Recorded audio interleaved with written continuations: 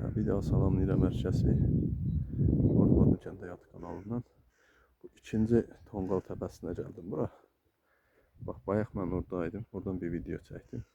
Aşağıda Mehmet müəllimin dağı deyərdik. Bax, orada da Tonqal qalayardıq. Onu da bəzən dizərlər, bəzən biz. Dizə kəndi var aşağıda orada.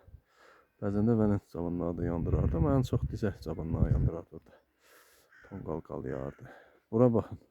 90-cı illərdən qalmadı. Burada bu yaxınlarda bir şey yandırmışlar məncə.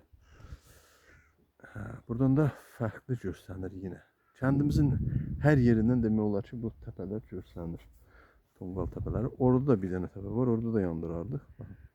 Bax, Kahı. Oranın da adı Kahıdır. Oranın tarixi çox qədimdir. Oradan bir gün bir video çəkəcəyim. Buradan çeşmələr var. Görsənir. Qədim çeşmələr. Sonra necə deyirlər, yaşayış bölgələr oradan daha çox görsənir. Bax, məsələn, bu bölgələrin hər birinin fərqli adı var, məhəllələr.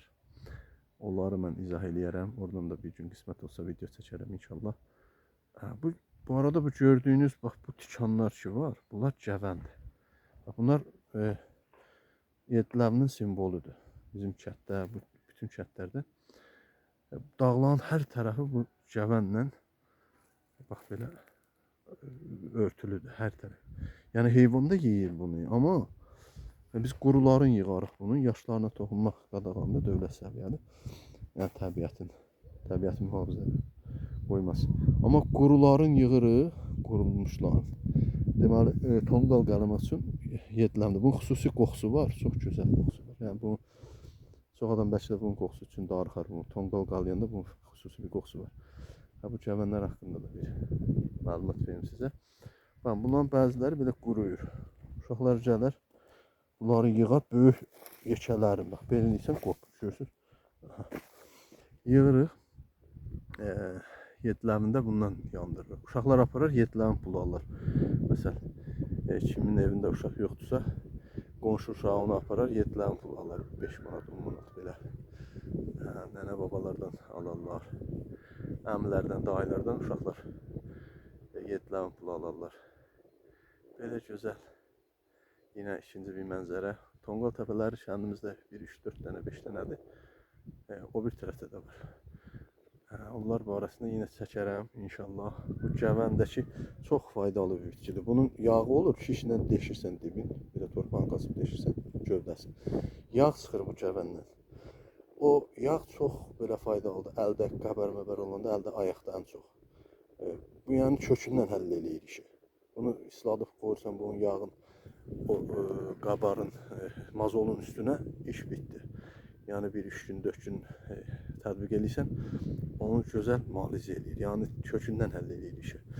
Bunu da mən çəkib göstərirəm sizə inşallah. Bir gün bekar vaxtım olsun, deşərəm. Yağı çıxar çəkib göstərirəm. Biz bunu yığırdıq Sovet dövründə, dövlət alırdı. Yığıb kilo ilə satırıq. Kilosu 10 manat idi bunun yağı. Yəni rahat, elə də çox çətin deyildi.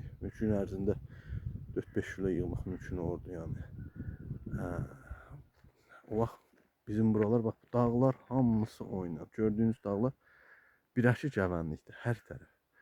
Yəni gözəl gəlir mənbəyi idi bu Sovetin dövründə də. Yəni bilənlər, uşaqlar, o dövrdə yaşayanlar. Mən də az bir miqdar 82-ci iləm. 1982-ci doğumluyum. Mən də məşğul olmuşam az bir miqdar bu işindən. Sonralarda pula getmədi. Samolyotlarının, nə bilim, hansı nə yağını bundan düzəldirmişlər deyilənlərə görə. Tam dəqiq bilmirəm.